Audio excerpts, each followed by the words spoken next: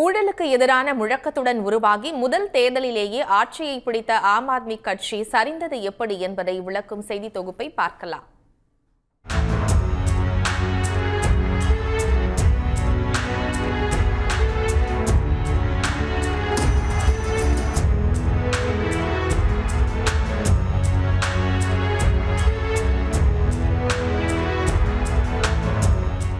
கடந்த 2011 ஒன்றிய காங்கிரஸ் ஆட்சிக்கு எதிராக சமூக ஆர்வலர் அண்ணா ஹசாரே தலைமையில் டெல்லியில் தொடர் போராட்டங்கள் நடைபெற்றன. இதில் ஹசாரேவின் போராட்டத்திற்கு பக்கபலமாக இருந்தவர் அரவிந்த் கெஜ்ரிவால்.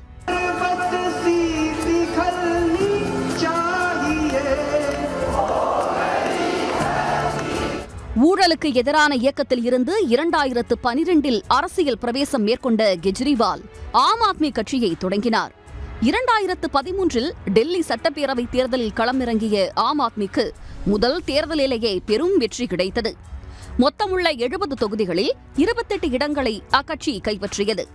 தொடர்ந்து 3வது முறையாக காங்கிரஸ் ஆட்சியை நடத்திய முதலமைச்சர் ஷீலா தீட்சித் வீழ்த்தப்பட்டார். அந்த தேர்தலில் பாஜக 31 தொகுதிகளை வென்றது. இந்த சூழ்நிலையில் காங்கிரஸ் ஆதரவுடன் முதல் முறையாக ஆட்சி அமைத்தார் கெஜ்ரிவால். ஆனால் 48 நாட்கள் மட்டுமே நீடித்தது இந்த கூட்டணி. இதன்பின் குடியரசுத் தலைவர் ஆட்சி அமல்படுத்தப்பட்ட டெல்லியில் மீண்டும் 2015 சட்டப்பேரவை தேர்தல் நடைபெற்றது.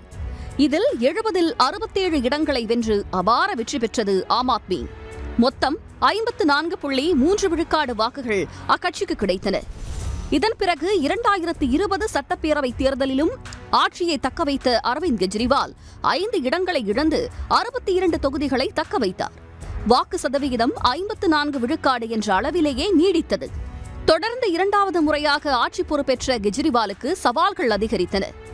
சட்டவிரோத பணப்பரிவர்த்தனை வழக்கில் அமைச்சராக இருந்த சத்யேந்திர ஜெயின் அமலாக்கத்துறையால் கைது செய்யப்பட்டார். இதையடுத்து மதுபான கொள்கை முறைகேடு வழக்கு ஆம் ஆத்மிக்கு பெரும் சோதனையாக மாறியது. அவ்வழக்கில் துணை முதலமைச்சராக இருந்த மணீஷ் சிசோதியா, MP சஞ்சய் சிங் கைது செய்யப்பட்டனர். கடந்த ஆண்டு முதலமைச்சர் அரவிந்த் கெஜ்ரிவாலும் மதுபான கொள்கை முறைகேடு வழக்கில் கைதாகி பிறகு ஜாமீனில் வெளியே வந்தார். பின்னர் முதல்வர் பதவியை ராஜினாமா செய்த கெஜ்ரிவால் அதிஷியை முதல்வராக்கினார். இந்நிலையில் நடந்து முடிந்த சட்டப்பேரவை தேர்தலில் மீண்டும் வென்றுவிடலாம் என்ற கெஜ்ரிவாலின் கணக்கு தவறாகியுள்ளது. ஊழல் ஒழிப்பின் பெயரில் உருவான கட்சியின் சரிவுக்கு அதே ஊழல் குற்றச்சாட்டுகளே காரணம் என கெஜ்ரிவாலின் குருவாக கருதப்படும் அண்ணா ஹசாரே உள்ளிட்டோர் விமர்சனங்களை வைத்துள்ளனர். உடனுக்குடன் செய்திகளை தெரிந்து கொள்ள சன் நியூஸ் பெல் ஐகானை கிளிக் பண்ணுங்க.